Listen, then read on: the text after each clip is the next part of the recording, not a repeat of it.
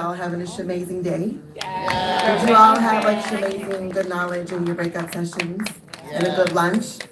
So welcome back, and for those of you that are joining us today, we have the honor of watching the premiere of the Division of Race and Equity's Stonewall Oral History Project. Would like to introduce Mariah Cannon, an urban scholar and intern with the Division of Race and Equity, and they will tell us about the project. So please give your hands up for Mariah Cannon.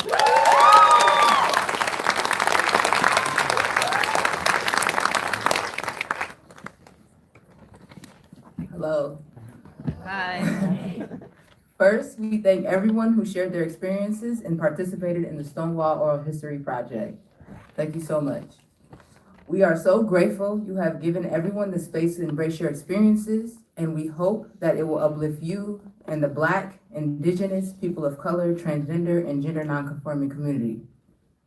The Stonewall Oral History Project uplifts the voices and the lived experiences of BIPOC, trans, and GNC folks as a community, leading the uprising and empowering us to continue the legacy of our ancestors. The BIPOC, trans, and GNC community own their narratives and retells the impact of the Stonewall uprising in a way that brings our existences to the front of the fight for liberation in the Twin Cities.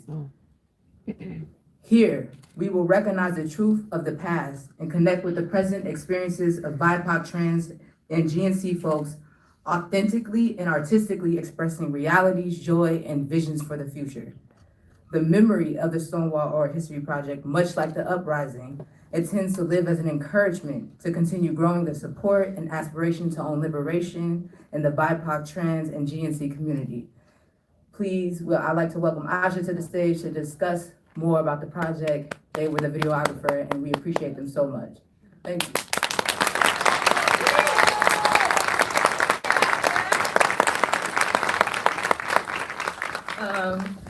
Thanks, Mariah. I'd like to give a shout out to Mariah and Track and Father Jazz, the whole team that came together to make this come together at the last minute. We really did it, y'all. I know y'all are done with me because we've been back and forth trying to figure it out. But this project is really important to me. I would like to thank the people who rode to get me into the city system so that you can have the community that reflects what we're talking about actually be the person that's producing and directing the video. So thank y'all for having me a part of it. This system was really hard to get into, and it's like a lot of bureaucracy and all that, but y'all were really supportive, and we're gonna get through it together, and I'm happy to be in this role.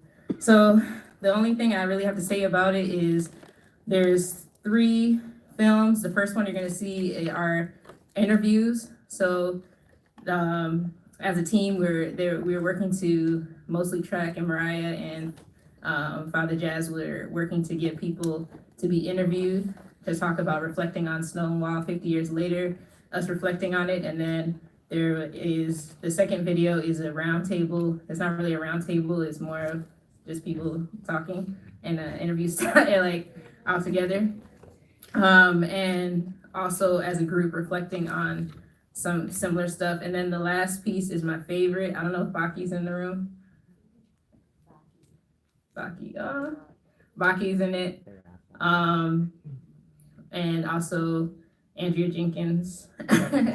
So they wrote a poem, and I spliced their poems together, and really the last video is my favorite, and it's so powerful and amazing and beautiful to see the intergenerational mix, looking back at Stonewall, looking at us now, also hearing Baki's voice and Andrea Jenkins' voice, and it's amazing. So it's looking like the struggles that we go through, but then also looking at the healing and why are we fighting, and to be on a higher vibration, and Baki really embodies that. And I feel like Andrea really embodied the powerfulness and like us looking at our history and also like the issues that we're going through. So that's all I have to say. I hope you like it. Hey, Justin, I think we're ready to go. I'm a trans girl. Healer and Bradley, refugee immigrant, social fellow, Puerto Rican. entertainment coordinator, Black trans male. community father, A parent, a brother, a friend. Stonewall feels like like a ghost that's trying to like break through the veil to speak to us again. The impact that I feel from it is like seeing articles in The Economist about how Minneapolis is one of the most progressive cities in America. And then a month later, seeing another article about we have the biggest racial housing inequity in America. And so when I think about how it's impacting our communities, I see the retelling of our history for a corporate kind of let's make money off of this nostalgic idea of what queer liberation or queer people are supposed to be, right? But I do believe that the Stonewall era impacted us positively because we can just be us and live and be celebrated amongst whatever community. The closer I get towards liberation, the closer I have joy, the more people are going to want to drown me too. So it is important for me to both practice but protect my joy. And that's what I learned from Marsha P. Johnson. To be a descendant of Stonewall means that I have a legacy to follow, that I have a responsibility to my ancestors, that I have a responsibility to the future generations, to do my very best to ensure that the people that I serve and the communities that I'm engaged with have full access and equity. I don't know that we will really ever feel a full sense of equity within any one area. You know, there's just too much violence and too much trauma in different communities, and how can we ever have that sense of equity? A truly liberated Twin Cities, to me, looks like us having access to jobs, food sustainability, having like healing spaces. Less homelessness. You would see more people like us being the best we can without any obstacle holding us back. There would be more gender non-conforming, transgender people, Black people in those very same positions, leading the way in spaces where we were told we don't belong. This liberated vision in my mind would have us everywhere, and comfortably so, and feeling safe doing so, walking down the street without fear. Let's start to get emotional. What just hit me right then was C.C. McDonald, that in my mind, that scenario would never have unfolded. To me, real liberation looks like removing the systemic barriers that require equity to be necessary. The best person has access to everything they need without systemic oppression and systemic racism and generational poverty being the catalyst as to who can and who can't access something. Remove that shit. If you remove that shit, I think Black and brown queer folks gonna do just fine. It's been long time coming, and I know change gonna come. Oh, yes, it will. Hello, my Black and brown people. So we're gonna get into a conversation. Where are you existing in this space of Minnesota, the Twin Cities? It is 50 years of Stonewall, yes, but us as POC identified trans and GNC folks, how do you think we're existing as a people today? I don't think we're too far from where Stonewall was, really. We've made some progress, but we have a long ways to go. Say more. Well, I feel like, there's still some of the same economic and housing and job discrimination that existed then. I feel like our people are vital. They're important. We're important. And I feel us coming together and then knowing that we still have a lot of work to go. a lot of places to cover, and a lot of people to make sure aren't left out. There's still a running gag or the running motif that like we have to be conduits for change because we ain't making enough change, like in the sense of paper, in the sense of the bag. People still like to exploit us, make us the trendsetters, but not pay us like we are, make us the case study, but not pay us like we are, put us on the poster, but not pay us like we on the poster, you know? So after Stonewall 50 years ago, I don't think much has changed. I feel like this is really changing. It's like almost like we're going back 50 years ago, you know? I feel like, because really, how much have we improved? You know, especially for Black, you know, brown, trans communities, you know? I mean, it's tiring to make this fight, to prove ourselves, and that we need some help. We need to improve our city, but we get rebuffed, we get ignored. I think I was an adult before I realized that a trans woman could be anything other than a porn star. And I didn't hear about Stonewall until I was an adult. I had to do my own studying to figure out that we were the ones that started the movement in the first place. I don't feel like we've traveled too far at all. The one thing that I will say that makes our city special and very different than anywhere else in the world is that this is the only place where not only one, but two Black trans people are elected to office in one city.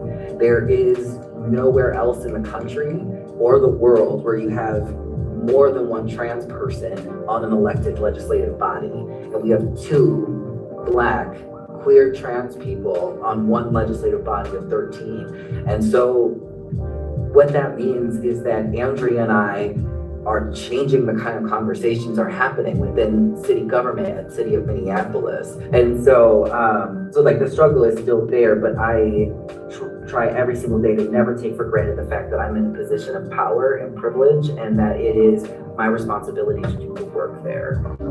I think to build, we have to, for one, it starts internally, like being the change that you want to see in the world.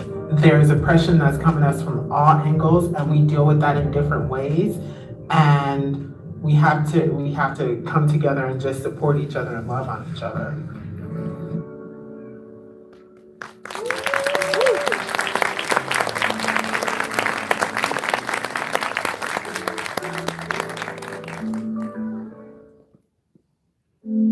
Queer as in caps lock, bolded and underlined. I mean queer as in what are your pronouns and sun sign? Actually, tell me your Venus. I mean we queer in the sense that half of us got stick and pokes and we all come in with bruises, both physical and spiritual. We wear purple for all the queer and questioning youth that will sleep under a bridge or trade sex for a place to stay tonight. I'm talking queer as in many of us have come out of several closets and ain't thinking about stopping anytime soon. Because radical women of color feminism shapes our mindset and thought process, offering critical resistance to the prison industrial complex. Fuck capitalism and white supremacy and misogynoir in just one single breath, but like collectively in unison.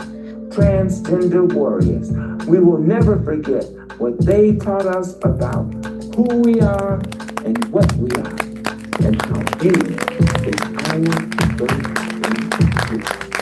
I'm saying we whisper to water and scream in the streets. We converse about the best conversation starters to use with butterflies versus dragonflies. We scheme in the name of both accountability and abundance. I'm just saying, we roll on wooden floors, holding hands as Gaia helps us embody whirlpools. Then, with a command from our most graceful, we spark, like literally ignites into flames.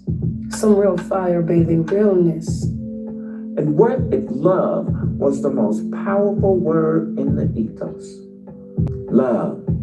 Love, love, love, love, love, love, love. And what if my queer people were the embodiment of that love? Queer as in proactive. When clay is called for, we mold into the cracks, becoming stronger than soil and brick. Queer as in omnipresent. When winds are whispered for, we form into feathers and flock to where fear needs to flee. Queer as in essential. Like look to the sky for rain, and we will be boiling our very tears in the pot. Queer as in destructive. Queer as in meet us on the front lines when the sirens signal for the revolution. It's nice of you to finally join us. I mean, we queer. On caps lock. And bolded with a motherfucking underline.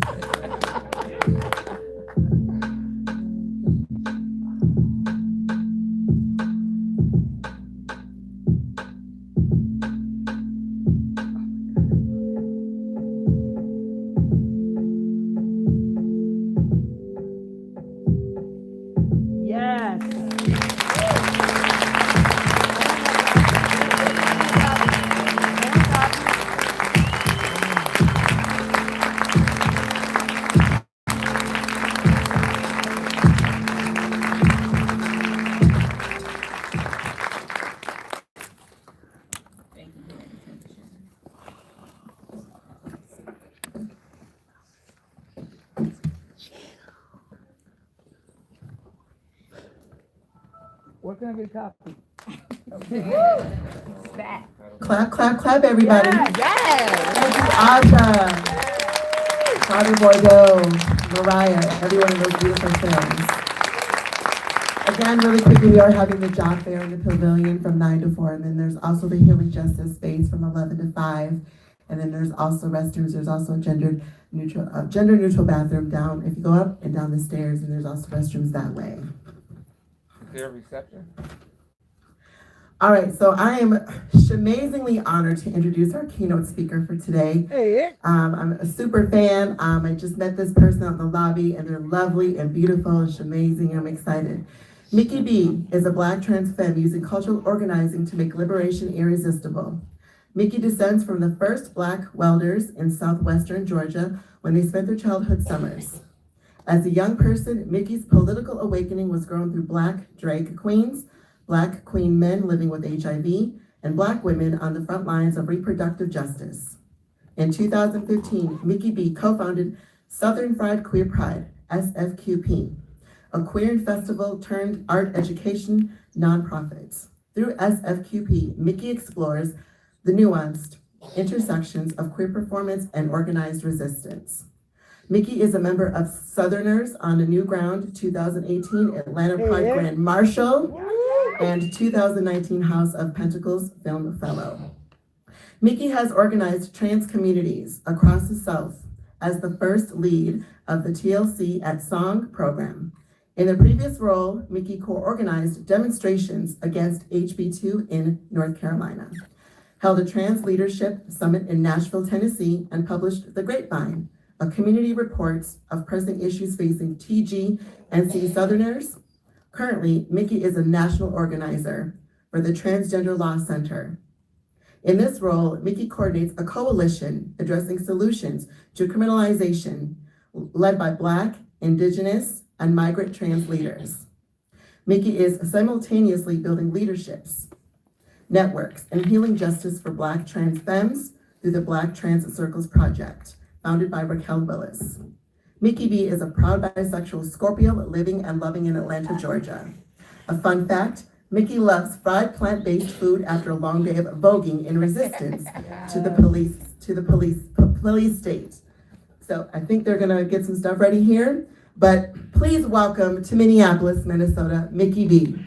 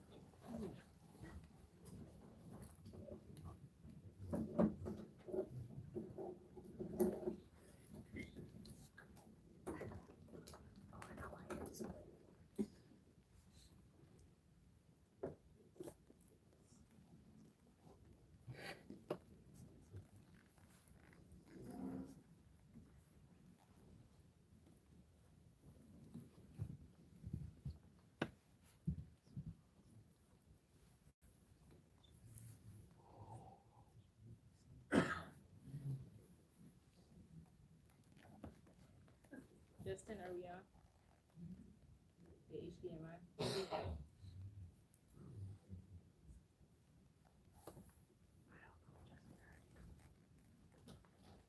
Just, oh, there.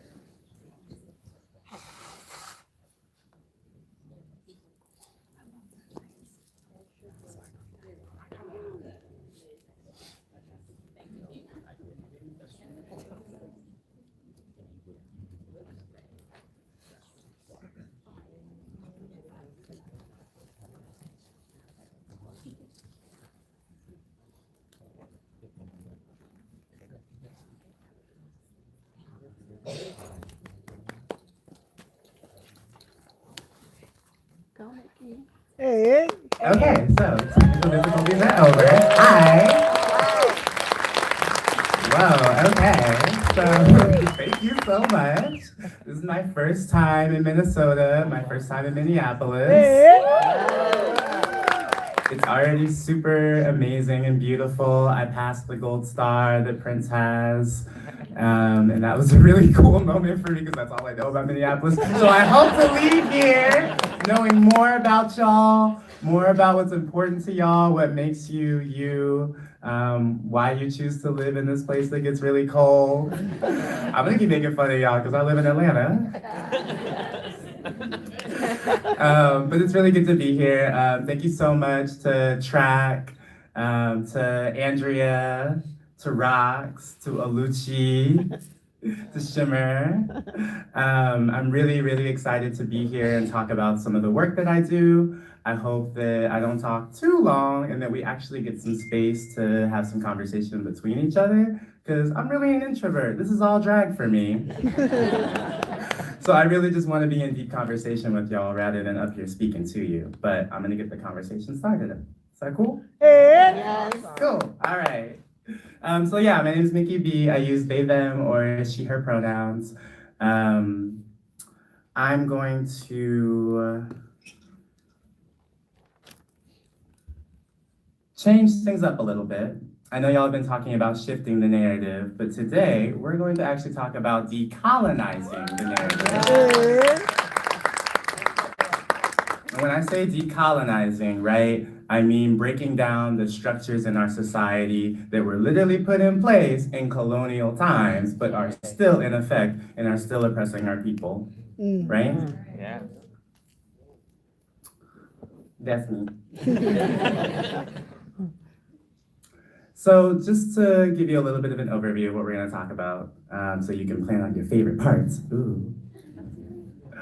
We're going to talk a little bit about some of my personal life and how I took a lot of experiences that I had and had to analyze them to figure out what sort of my political consciousness looked like, what was important to me, what were values for me. I'm going to talk a little bit about the history of colonial gender criminalization in this country, as it affects Black folks, as it affects Indigenous folks. We're going to talk about the South, because I'm from the South, and you're going to hear about it.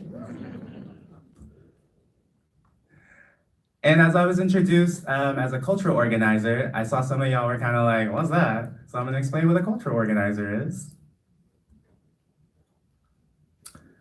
I'm going to talk a little bit about some of the campaigns I've been blessed to be a part of. And a little mini forecasting of some of the current work that I'm working on and work that's coming up for me. Sound good? Awesome. Sweet. All right. Let's do it. Oh, and also time for Q&A.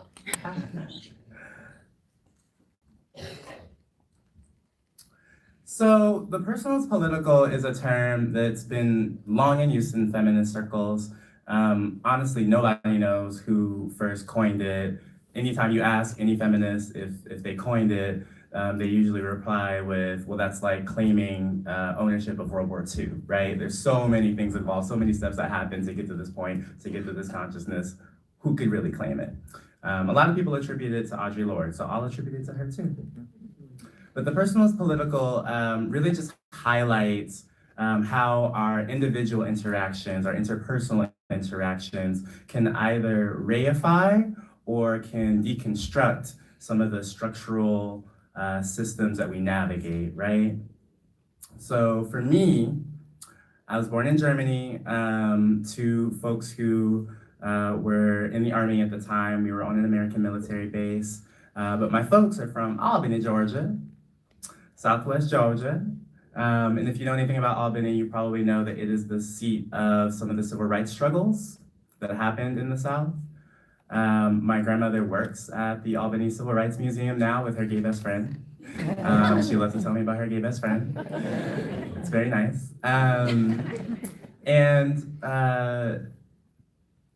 Albany is also a place where I learned what class was and where I learned what race was, spending every summer there with my grandmother. She worked in factories most of her life, in textile factories. And then before that, my family was mostly just working odd jobs. So I came to understand that, okay, my family's class background is different than other people. Okay, but I still didn't quite understand what that meant growing up. And as I said, my dad was in the Army, so we traveled a lot from city to city. When I came stateside, I first came to Fort Bragg outside of Fayetteville, North Carolina. And then we came to Fort Knox, and every morning on the way to school, I kid you not, like our bus went right in front of the gold vault. So I had this really jarring view at like 7 in the morning, and this is for a child, 7 in the morning, I'm just like, oh, there's armed guards, and there's barbed wire fence, and there's this huge building off in the distance. Okay, what's happening? So this is the time when I was starting to put together the relationship between my parents, specifically my dad, and the military-industrial complex.